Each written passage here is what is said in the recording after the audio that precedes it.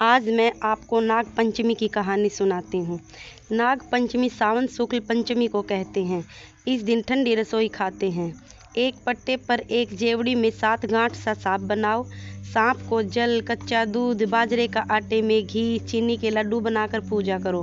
भीगा मोठ, बाजरा, रोली, चावल, दक्षिणा, रोटी चढ़ाओ। फिर नाग पंचमी की कहानी सुनाकर मोठ बाजरे में रुपए रखकर बायना निकालकर सासू जी के पैर छू कर दो। अगर गांव में अपनी बेटी हो तो उसको भी वायना भेजें और नाग पंचमी के दिन अपनी बेटियों को पीहर बुलाएं। नाग पंचमी की कहानी। एक साहूकार था, उसके 7 बेटे तथा 7 बहुएं थीं।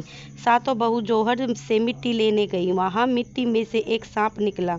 फिर सातों बहुएं सांप को मारने लगी तो छोटी बहू ने सांप को मारने नहीं दिया। उसने सांप को धर्म का भाई बना लिया तथा सारी जेठानी बोली, कल इसकी छलनी लाने की बारी है। वहां सांप बैठा था।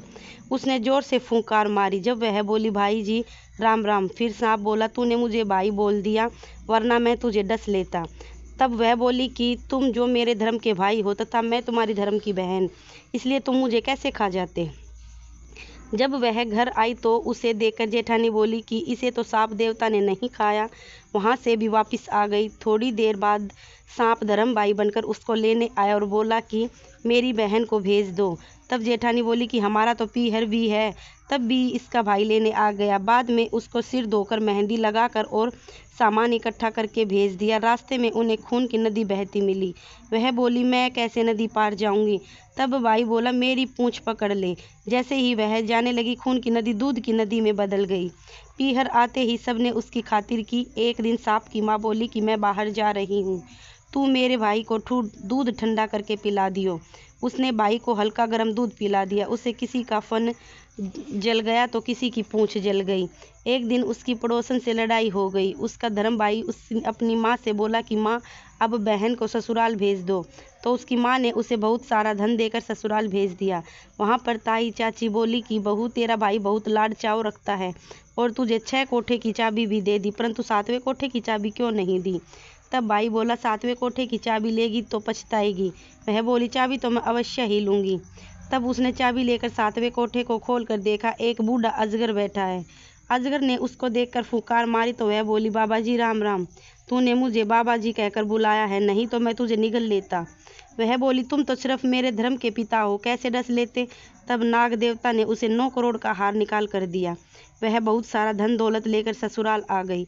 तब उसकी सारी जेठानी बोली कि अपना तो पीहर है, तब भी बाप भाई नहीं लेने आया और इसका पीहर नहीं था, तब भी इतना धन दौलत लेकर आई है। दूसरे दिन उसके बच्चों ने अनाज का बोरा गिरा दिया। तब उसकी ताई बोली कि तेरा तो नाना मामा है, उसे सुनता होगा तो सोने चांदी की अनाज की बोरी मंगवा कर दे जाए, तुम हमारा अनाज मत गिराओ।